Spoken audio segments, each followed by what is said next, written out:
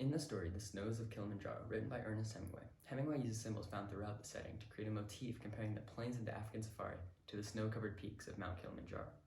In doing so, Hemingway also creates many parallels between his life and the story. First off, it is important to note that in this story, the protagonist Harry and his wife Helen are stranded in the middle of an African safari because their car broke down.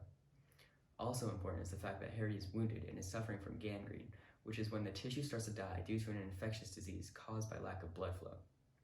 Now, when comparing the plains of the African safari to the snowy peaks of Mount Kilimanjaro, it becomes evident that they are quite symbolic of both Harry's life and Hemingway's. For Harry, the barren plains represent his current life in which he feels that he has lost himself through procrastination and the fact that his marriage to his wealthy wife has made him lazy. In addition, Harry begins to drink more and more, and as a result becomes more hostile towards his wife Helen. This is very similar to Hemingway's life in later years. As he begins to drink more, he begins to become more hostile towards his wife, and he becomes a less prolific writer.